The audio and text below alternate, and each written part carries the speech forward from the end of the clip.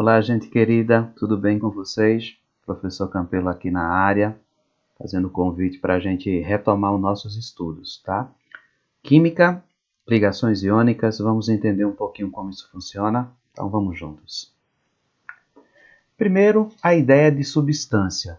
Ao longo das aulas de química, nós já falamos do conceito de átomos, do conceito de elementos, do conceito de moléculas, do conceito de íons. Nós vamos conhecer um pouquinho melhor a ideia de substâncias. Então, seguindo aqui essas imagens, nós vamos ter átomos de hidrogênio junto de átomos de oxigênio. Quando eles estão separados, são apenas átomos, mas quando unidos, vão formar um outro nível de organização em química, chamado de moléculas. As várias moléculas também podem se agrupar e formar o que a gente denomina de substância. Aqui a gente tem molécula de água e aqui a gente tem a substância água, esta visível. Existem milhares de substâncias na natureza e várias substâncias produzidas em laboratório.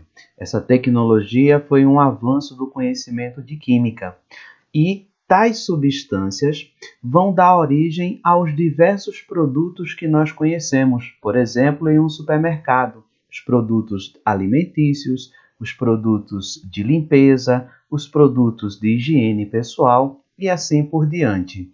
A indústria petroquímica tem os seus produtos, a indústria de eletroeletrônicos tem os seus produtos, tudo isso advento da tecnologia do conhecimento da química. Bom, mas uma pergunta surge: como é possível formar várias substâncias, vários produtos a partir de moléculas que dependem dos átomos? Então, a química nos mostra algumas explicações para tais perguntas. Vamos conhecer um pouco melhor os gases nobres. Bom, os químicos já sabem que os gases nobres não gostam muito de união. Então, os átomos dos gases nobres, eles estão solitários. O neônio, o argônio, o criptônio e tantos outros que estão nessa tabela. Então, os químicos foram buscar uma explicação e começaram a fazer a distribuição eletrônica desses átomos. E olha o que eles encontraram. O hélio, 2 elétrons na camada K. O neônio, 8 elétrons na sua última camada, que é a camada L. E os demais átomos apresentando também 8 elétrons na sua última camada. A exceção é apenas o hélio, pois ele só tem 2 elétrons. Porém, os demais apresentam 8 elétrons na sua última camada.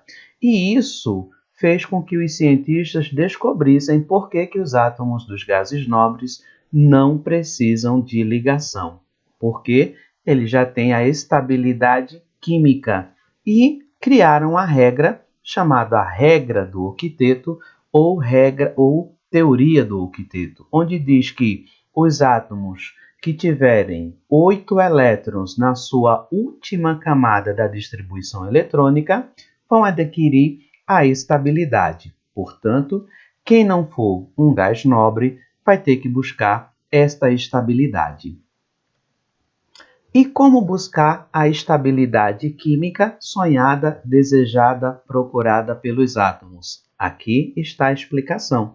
Através das ligações químicas. Este modelo pau e bola que vocês estão vendo na imagem mostra bola representando átomos, o pau representando a ligação.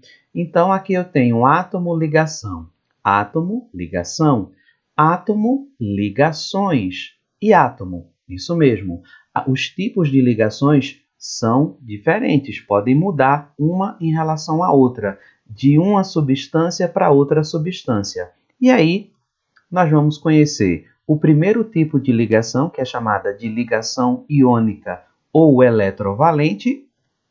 E na próxima aula nós iremos conhecer a ligação covalente ou molecular. Então, vamos seguir.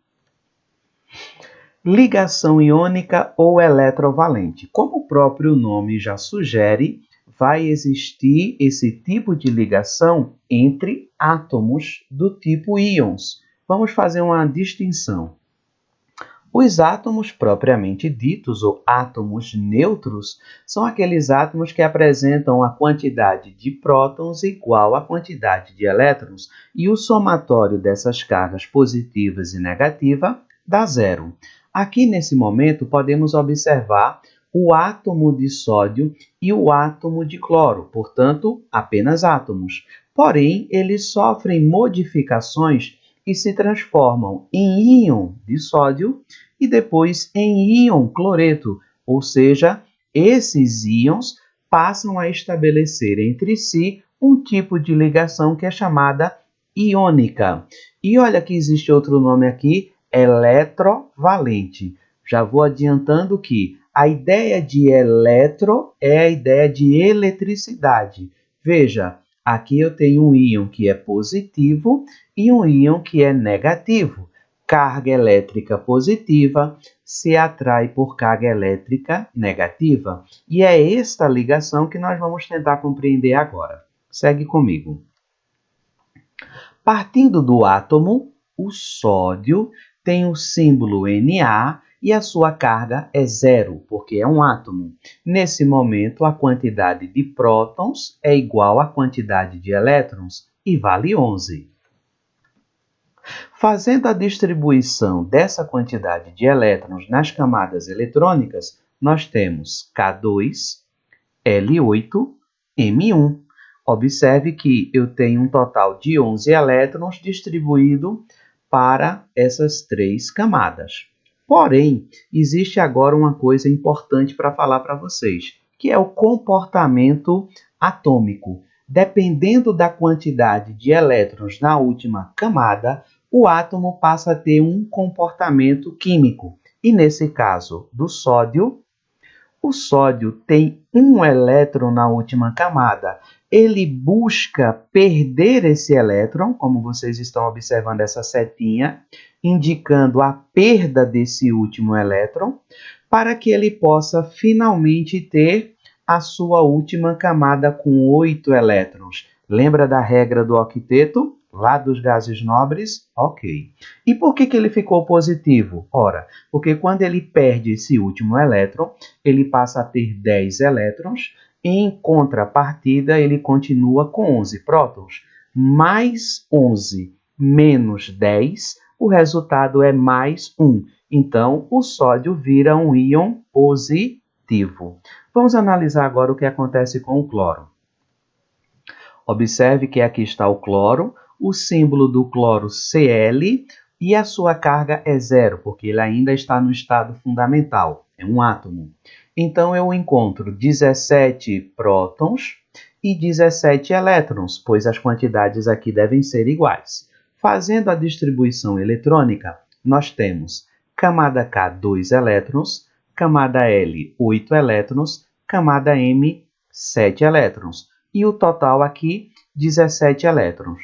Você poderia me dizer qual é a tendência do cloro? Bom, de cara já digo que não é tão fácil perder 7 elétrons quando comparado a perder 1 elétron. Logo, o sódio não tem a tendência, o cloro não tem a tendência a perder elétrons. Então, o que é que vai acontecer? Ele vai ter a tendência a ganhar elétrons. Quando ele ganha elétron, ele só vai precisar de 1 elétron, pois é o que precisa, é o que falta para chegar a 8 elétrons. E nesse caso, quando ele ganhar este elétron que precisa, ele vai ficar negativo, porque passa a ter 18 elétrons contra 17 prótons. Então, mais 17 menos 18, resultado menos 1. Ele fica, então, um íon negativo. Íon negativo aqui, íon positivo aqui. Lembrem-se que os íons positivos são chamados de cátions. Íons negativos são chamados de ânions. E aí nós temos o cenário perfeito para essa combinação. Observe, o sódio tem a tendência a perder elétron, porque ele tem um na sua última camada. O cloro tem uma tendência a ganhar elétron, porque ele tem 7 na última camada. A combinação é para chegar a 8. Vejam essa ideia da regra do octeto. Então, um perdeu, o outro ganhou elétron. Este, posso dizer, é um casal perfeito. Aquele que fica com carga positiva tende a ficar próximo a se ligar àquele que tem carga negativa. Portanto, o NaCl juntos vai formar a nova substância, que é o cloreto de sódio, conhecido popularmente como sal de cozinha. E aqui nós temos a ligação iônica ou eletrovalente. Vejam, ligação iônica porque se estabelece entre íons, ou eletrovalente, porque na realidade isso agora assumiu uma união de natureza elétrica, onde um íon de natureza positiva se juntou com um íon de natureza negativa. Então, na aula de hoje nós estudamos como se forma a ligação iônica, um dos caminhos pelos quais as diversas substâncias são produzidas tanto na natureza quanto em laboratório. Convido a você para na próxima aula estarmos juntos, estudando mais um tipo de ligação e que vocês aprofundem esse estudo sobre ligações químicas, sobre ligações iônicas. Então, se cuidem, fiquem com Deus e que nós possamos estar juntos na nossa próxima aula. Um abraço.